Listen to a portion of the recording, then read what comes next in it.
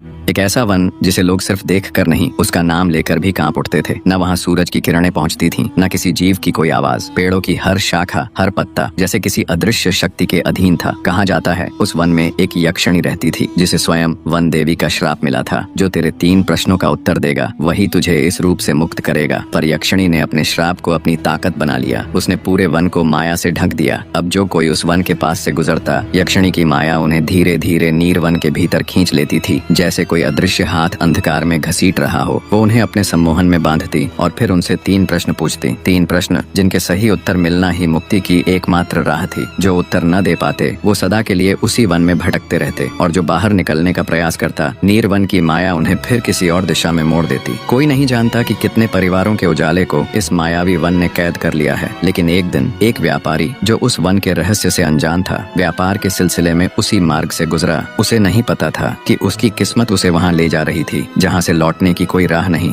व्यापारी कुछ समझ पाता उससे पूर्व ही यक्षिणी की माया ने उसे नीर वन के रहस्यमय घेरे में खींच लिया। चारों ओर धुंध की चादर थी और उसके मध्य एक अजीब सी स्त्री स्थिर खड़ी थी। उसकी आंखों में कोई रहस्य झलक रहा था और उसका स्वर बर्फ से भी अधिक शीतल। तभी वह बोली, तू इस वन में आ चुका है, अब लौट नहीं सकेगा। जब तक मेरे 3 प्रश्नों का उत्तर न दे दे तब तक तेरा जीवन इसी जंगल की कैद रहेगा। व्यापारी सिहर उठा, कंठ मानो जड़ हो गया था, शब्द भीतर ही घुट गए। फिर भय से कांपती आवाज में वह बोला, हे देवी, आपके प्रश्नों के उत्तर देने योग्य मैं नहीं हूँ, किंतु मेरी आपसे एक विनती है। मेरी एकमात्र पुत्री का विवाह 2 दिवस पश्चात है। उसकी माता पहले ही इस संसार से विदा हो चुकी। यदि मैं भी लौट न सका तो वह जीते जी बिखर जाएगी। बस 7 दिन का समय दें, मैं किसी ऐसे को ढूंढ कर लाऊंगा जो आपके प्रश्नों का उत्तर दे सके। यदि असफल रहा तो स्वयं को आपके चरणों में अर्पित कर दूंगा। यक्षिणी ने उत्तर दिया, मैं न मनुष्य पर विश्वास करती हूँ न समय के वादों पर व्यापारी ने कांपते हुए स्वर में कहा, यदि आपके प्रश्नों का उत्तर ही आपकी मुक्ति है तो आपको मुझे जाने देना होगा। और यह सत्य है, आपके पास अन्य कोई उपाय भी नहीं। कुछ क्षणों तक यक्षिणी मौन रही। उसके अंतर मन में विचारों की लहरें उठने लगीं। अब तक कोई भी मेरे प्रश्नों के उत्तर नहीं दे सका, पर क्या पता शायद यही वह हो जो मेरी मुक्ति का सेतु बने। फिर वह धीरे से बोली, जाओ, पर स्मरण रहे, यदि वचन टूटा तो न केवल तुम्हारी स्मृति भी इस वन से बाहर न जा सकेगी। व्यापारी ने सिर झुकाकर स्वीकृति दी और फिर नीर वन की माया से बाहर निकल पड़ा। परंतु उसके भीतर अब एक गहन द्वंद्व उठ चुका था, एक ऐसा तूफान जिसका उत्तर शायद स्वयं उसे भी ज्ञात न था।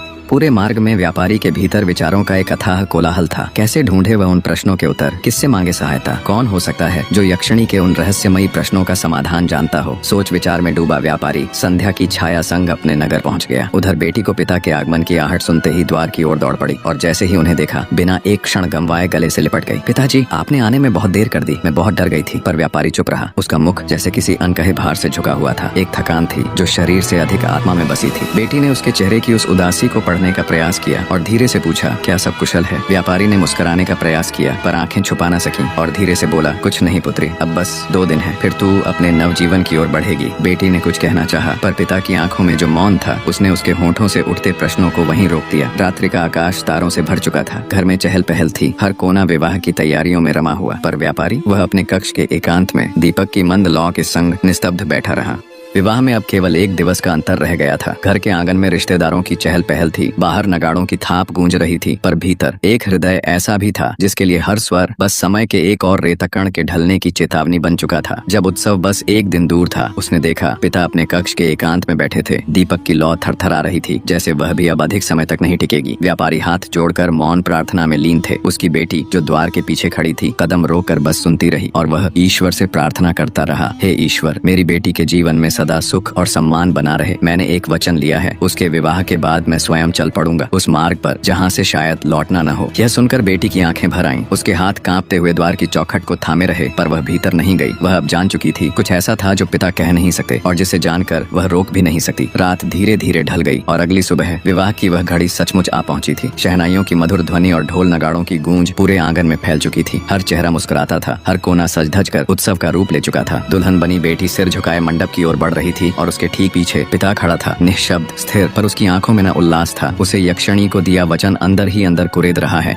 विवाह विधि पूर्वक संपन्न हो चुका था। डोली आंगन की देहरी से कुछ ही दूर खड़ी थी, बस एक अंतिम विदाई शेष थी। तभी बेटी अचानक डोली से उतर आई। नंगे पांव दौड़ती हुई वह पिता के पास पहुंची और रोते हुए दोनों बाहों में उन्हें कसकर थाम लिया। पिताजी, मुझसे कुछ मत छुपाइए, जो आप कह नहीं पाए वो सब मैं आपकी आंखों से पढ़ चुकी हूँ। व्यापारी कुछ न कह सका, केवल कांपते हाथ उसकी बेटी के सिर पर टिके और कंपाते हुए स्वरों में उसने बस इतना कहा, तेरा संसार अब तुझसे आगे है मेरा रास्ता। मुझसे पीछे डोली चल पड़ी, पर बेटी के हृदय में पूरे मार्ग एक ही प्रश्न उमड़ता रहा, क्या ऐसा था जो पिता मुझसे छुपा गए? और उस क्षण ने घर के हर कोने में एक सन्नाटा छोड़ दिया था। उस रात व्यापारी अपने कक्ष में बिस्तर पर लेटा, पर हर बार जब उसकी आंखें झपकने को होती, वही चेहरा यक्षिणी उसके सम्मुख आ खड़ी होती, ना कुछ बोलती न आगे बढ़ती, बस अपलक उसे देखती रहती। उसकी आंखों में एक ही वाक्य धधकता रहता, स्मरण है ना वचन, मैं तुझे चैन से सोने नहीं दूंगी। और तभी यक्षिणी ओझल हो जाती। व्यापारी हड़बड़ा कर उठ बैठा, हृदय धड़कनों से भर उठता, हथेलियां पसीने से भीग जाती। अब उसे यह स्पष्ट हो चुका था, यक्षिणी की माया उसकी हर सांस का हिस्सा बन चुकी थी।